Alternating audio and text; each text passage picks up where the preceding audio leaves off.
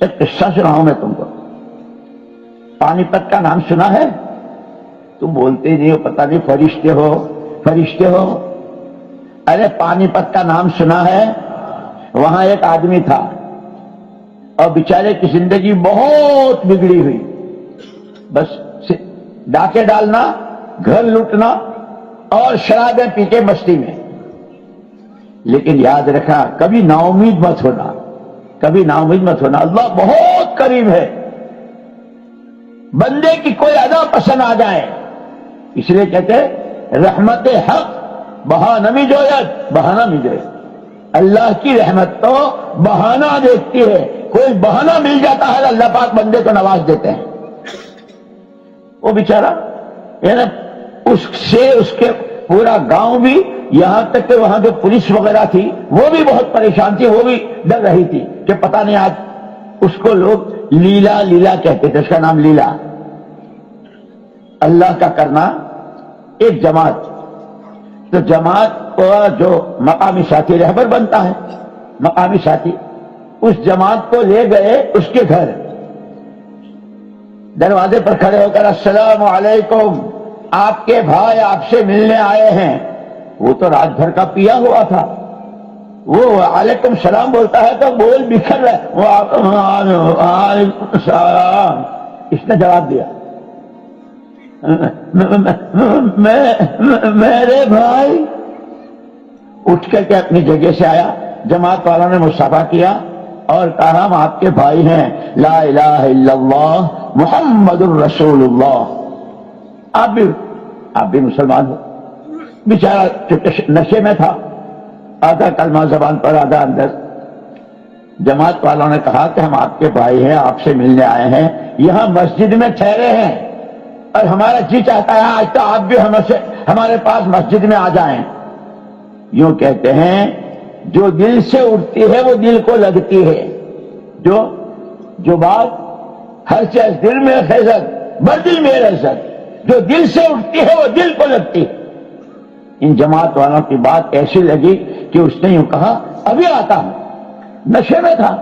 تھوڑی دیر کے بعد نہایا، غسل کیا، کپڑے بدلے اور مسجد میں آ گیا. جماعت والوں نے پہلے سے بھی لوگوں کو، وہ سارا مجمع تھا مسجد میں. اب وہاں ہو رہی تھی تعلیم، یہ فضائل نماز کی، کہ جو آدمی جان بوجھ کر نماز چھوڑ دیتا ہے، جیسے حضرت عمر رضی اللہ تعالیٰ عنہ نے اس وقت میں یعنی بالکل آخری وقت میں نماز خود پڑھی اور نماز کی تبلیغ کی. جو آدمی نماز چھوڑ دے اسلام میں اس کا کوئی حصہ نہیں، یہ کہا. اس کے بعد انتقال ہو. یہاں مسجد میں فضائل نماز پڑھی جا رہی تھی. یوں کہتے ہیں یہ جو سینے میں کھٹ کھٹ دل کرتا ہے نا، کھٹ کھٹ ہے، یہ پتھر نہیں ہے، یہ اینٹ نہیں ہے. اور مسلمان کا دل جب اللہ کی حضور پاک صلی اللہ علیہ وسلم کی کوئی بات آتی ہے اور جان سے اس کے دل کو پسیج دیتی ہے، نرم کر دیتی ہے. اس تعلیم کے حلقے میں وہ بیٹھ گیا لیلا. نماز کو جان بوجھ کر چھوڑنا، نماز کو قضا کرنا، نماز میں سستی کرنا، اکیلے پڑھ لینا، جماعت چھوڑ دینا. اس کی جو ساری روایت آ رہی تو اس کی آنکھوں سے آنسو ٹپک رہے تھے، ٹپ ٹپ. میں بھی اپنے کو مسلمان کہتا ہوں، میں تو جانتا ہی نہیں، نماز بھی نہیں پڑھتا ہے، اور کیا جماعت اور کیا. اس کے بعد جماعت والوں جب تعلیم ختم ہوئی، جیسے ابھی ہمارا جب بیان ختم ہوگا تو تشکیل ہوگی نا، جماعت والوں نے تعلیم کے بعد کہ بھائی ہم تو بندے اللہ کے ہیں جو رب العالمین ہے، اور ہم محمد الرسول اللہ صلی اللہ علیہ وسلم کے امتی جو رحمت للعالمین ہے. حضور نے نماز کو اپنی آنکھوں کی ٹھنڈک بتائی ہے، ہم نمازیں چھوڑ رہے ہیں، نماز نہیں پڑھتے، معمولی چیزیں. اس کو سیکھنے کے لیے، اس کی عظمت دل میں پیدا کرنے کے لیے اور صحیح نماز پڑھنی آ جائے، اس کے لیے چلے میں جانا ہے. صرف ساتھی نے اتنا کہا اور وہ لیلا بولا اے بھائی سب سے پہلے چلے میں جاؤں گا. سارا مجمع حیران. جو آدمی شراب میں اتنا چکنا چور رہتا ہو، جس سے ہر ایک ڈر رہا ہو کہ آج کس کا گھر لٹے گا اور آج کس کے ہاں ڈاکہ ڈالے گا، یہ چلے میں جائے گا. یہ خبر ایسی پھیلی کہ اس گاؤں میں جو بنیے تھے نا، اس گاؤں میں ان بنیوں تک بات پہنچ، وہ بھی بیچارے ڈرے ہوئے تھے کہ پتہ نہیں آج کس کا دل لٹے گا، اب کوئی کچھ کہہ نہیں سکتا تھا۔ جب ان کو پتا چلا تو انہوں نے کہا اگر لیلا چلے میں جاتا ہے تو جتنا بھی خرچ ہوگا وہ ہم دیں گے۔ لیلا کو پتا چل گیا کہ گاؤں کے بندے اللہ میرا، اللہ میرا، نبی میرے، قرآن میرا، دین میرا، مال میرا لگے گا اللہ کے دین پر، مال میرا لگے گا نماز سیکھنے پر، مال میرا لگے گا چلے میں جانے پر۔ چلے میں نکل گیا۔ ہمارے سامنے کی بات ہے یہ، کئی سال پہلے۔